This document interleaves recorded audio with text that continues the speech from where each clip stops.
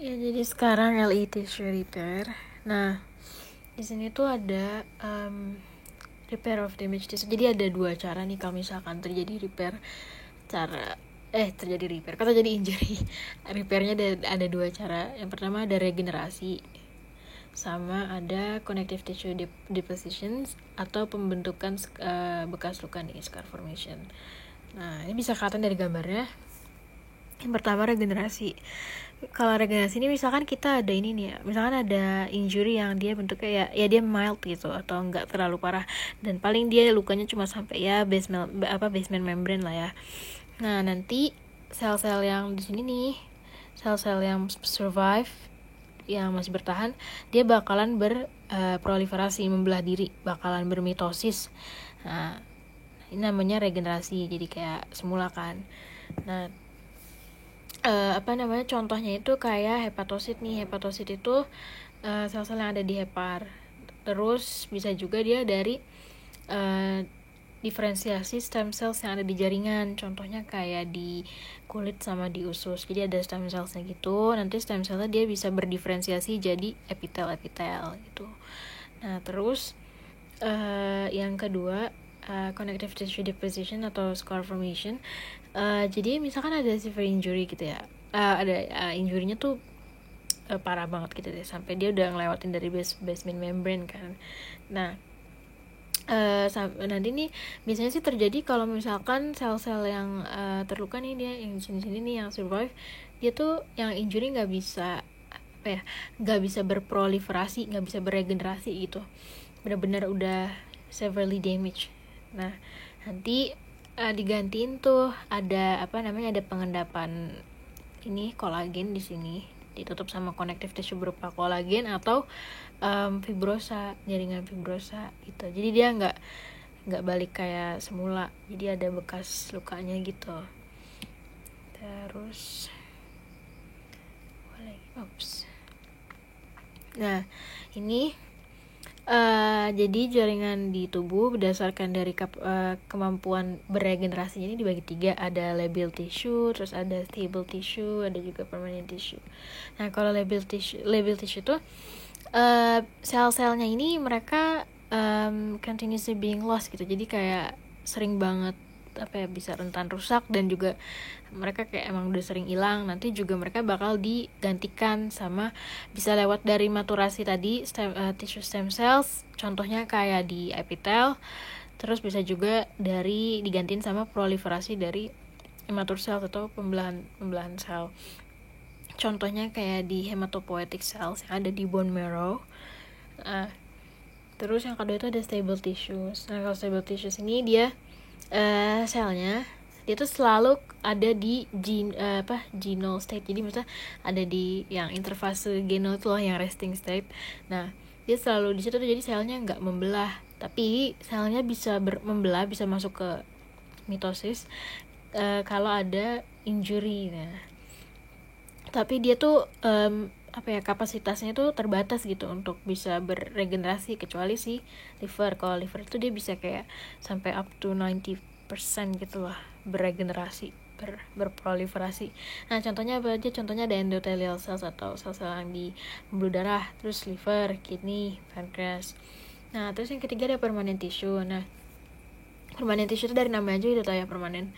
Nah, dia tuh non proliferatif jadi maksudnya dia tidak membelah lagi setelah kita lahir, postnatal.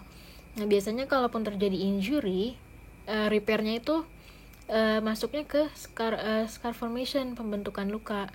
Contohnya kayak di neurons, terus ke otot-otot jantung, otot-otot rangka, kecuali satellite cell. Nah, makanya kenapa kalau misalnya kayak ada luka di ya contohnya misalkan luka di brain gitu ya, atau di jantung gitu, itu dia jatuhnya jadi irreversible gitu, jadi nggak bisa balik kayak semula. Nah, hubungannya sama kasus tuh kan ada tulisannya ya, ada luka di bagian tungkai bawah kanan. Nah, tapi kita kan belum tahu ya lukanya kayak gimana. Tapi pasti kalau luka ini kan, kalau wound udah pasti dia open wound gitu kan, udah pasti. Nah, Karena open wound udah pasti ada kulit atau jaringan epitel di kulit yang rusak gitu ya kan. Nah, jaringan epitel yang surface epitel ini di permukaan kulit itu namanya ya kan termasuknya labile tissue kan. Nah, gitu. Oke. Terus ini signaling for cell proliferation ini masih ada hubungannya sama tadi yang cell proliferation atau tadi yang regenerasi. Nah, sebenarnya ada dua pathway besar, ada yang 1 sama 2. Kalau pathway yang pertama, jadi misalkan ada sel yang tadi udah rusak itu injury. Nah, nanti di sini tuh ada di dekat sel yang injury itu ada makrofag ini dia bakal ngerilis growth factors.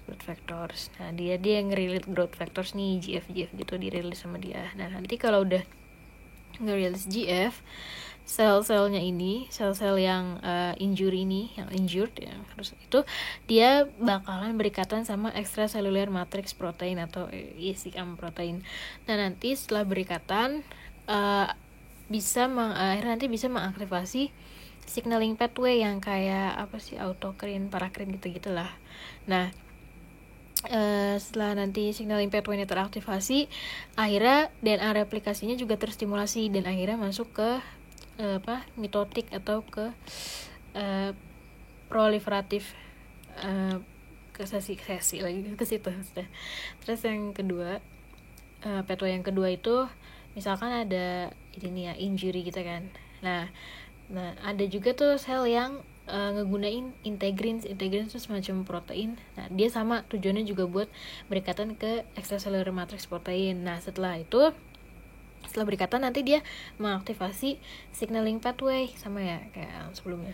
Nah, nanti setelah signaling pathway-nya teraktivasi, dia bakalan menstimulasi DNA replication dan akhirnya mengalami proliferasi lagi sama kok kayak tadi.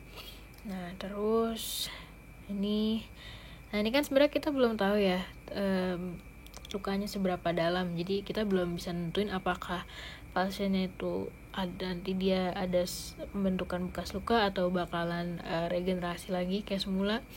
Nah, kalau misalkan repairnya nggak bisa gitu ya, udah nggak bisa regenerasi, nggak bisa pakai tahap yang regenerasi tuh yang pertama yang bakal balik ke state normal.